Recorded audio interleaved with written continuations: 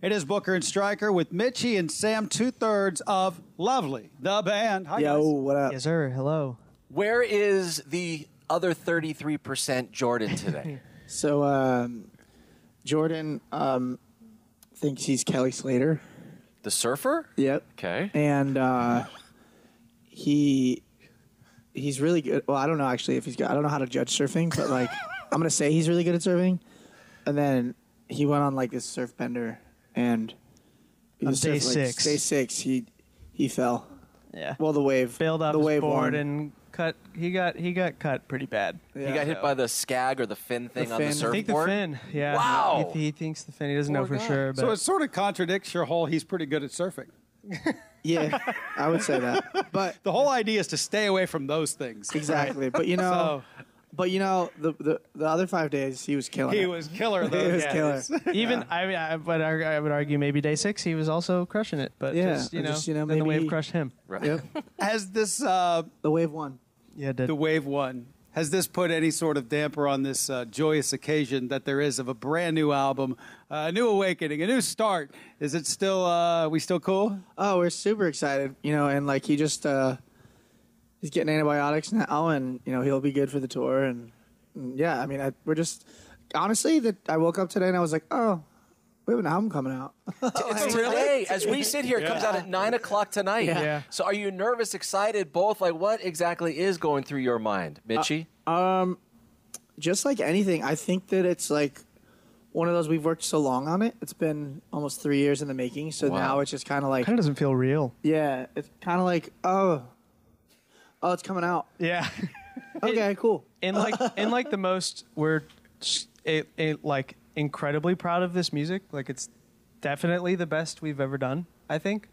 And yeah, the album's really good. So We think. We hope you think. we hope you think so. But you too. know, like it's also that like I think it'll start to hit me around like 8 o'clock tonight. Yeah. Yeah. And, for sure. You know, because it's funny. It's like it's ours. We put so much time and like nitpick stuff, and just like every artist does. And then you know, release day comes around. There and it it's is. for the world now, Yeah. and it's not ours anymore. No. Do you celebrate that tonight together? Do you do something special? We as are. the band? Yeah. Since Jordan's not very mobile, we're gonna go to his parents' house where he's been, recuperating. What is it? Recuperating. Yeah. That's the word. And we're gonna get some Mexican food and have some Nice. drinks. And he can't because of the antibiotics, but you know, Yeah. we're gonna party. I think he's on some cool pain medicine though. Yeah. So he'll be all right. Might be able to like. It's been super exciting from our vantage point to have seen you guys do so well over so many years. And we play Sail Away on our show in the station like every other hour, and it sounds I just heard it like 20 minutes ago. Oh, you did? Yeah. It Nice. sounds so good. Can we get a refresher course on Lovely the Band? Like, how did the three of you meet? Because I don't even remember now. Been a while. It was 2016. I met Jordan just by happenstance. He came with a mutual friend of ours to my apartment Here in LA? here in LA, and I was living at this crappy one-bedroom behind the Roosevelt. Kind of funny story there. Sidebar there. I remember moving into this like horrible one-bedroom, and I remember going to sign my lease, and there was like this guy sitting on the corner or sitting in front of the building, and I was like, oh my God, that's Johnny Depp. Oh my God, that's Johnny Depp. No way, that's Johnny Depp. And then this was 2013 when I was going to sign the lease. I was like, that's Johnny Depp, that's Johnny Depp. And he's like, oh, I got a key. And I was like, that's not Johnny Depp.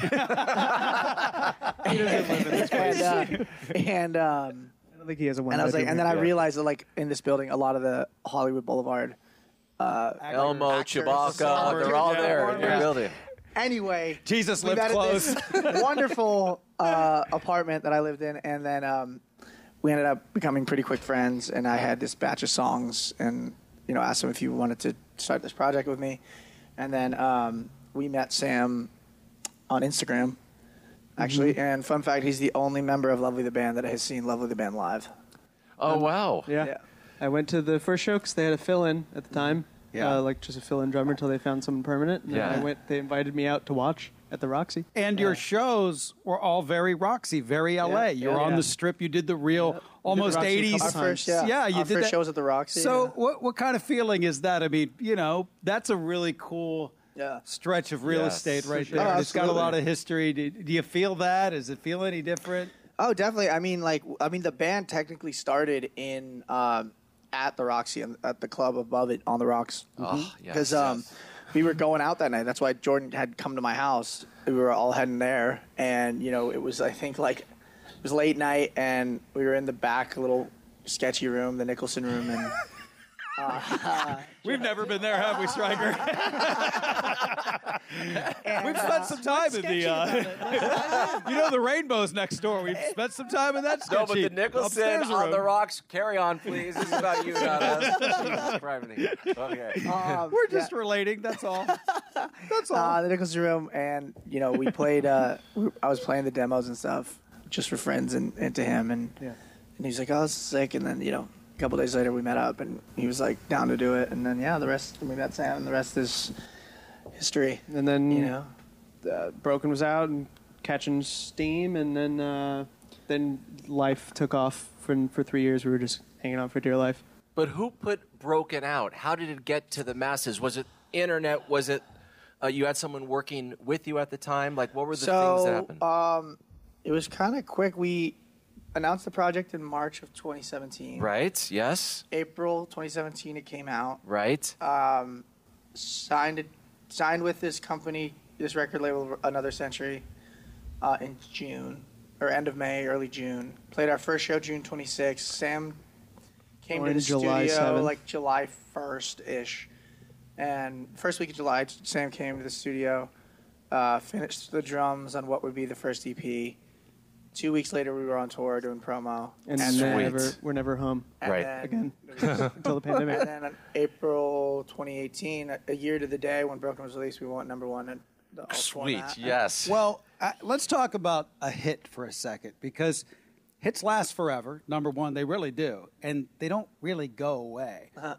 That's a skill to be able, or luck. What does that mean to you, to have a song that just... It's going to always be there. It's going to always be your trademark. Is it a proud moment? Is it weird? What does it mean? I think there's so much to it. There's a lot of layers to that. Yeah. On the surface, I'll just say it's like the biggest blessing ever. Okay. You're the lucky few. Bands work their whole lives to do that, and we did it on the first song, and like so much gratitude, and it was clearly a special moment. But it's a double-edged sword. It also comes with it doesn't go away, and like it can get in the way of other songs, and we can go debate on this for hours, but overall, it's just like the biggest blessing, really. Yeah, I would agree. Yeah. And also too, we're very thankful for that.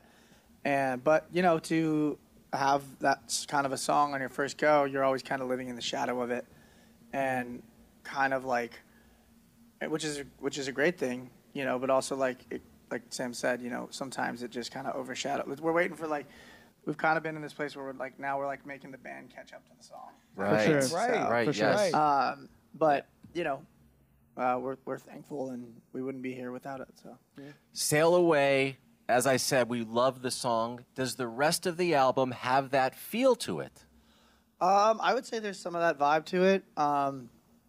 It's just it's good. It's more concise. It's good music. We were able to take our time with it. Mm-hmm. I think that we were just able to create kind of freely, and over the pandemic happened, and it kind of afforded us time to slow down a little bit, because we were just kind of in tunnel vision, and they say we fell victim to it.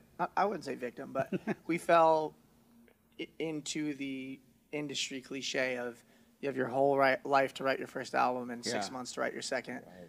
And it was very true. And that was very true. Yeah. Do you, when you write this new album, when you put it together, is this a unanimous decision? You're like, oh yeah, Sail Away, that's the best representative of us? Does the record company decide that? How does that all come together? Because this is on its way to being another really good hit song. So how does that work?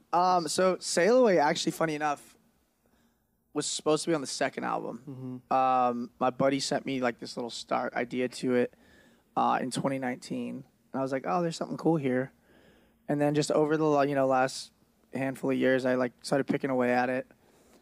different renditions of it, different versions. This is probably like the 11th version of Sail Away that you've heard, like different verses, different lyrics, like different lyrics in the chorus, different vibes, like.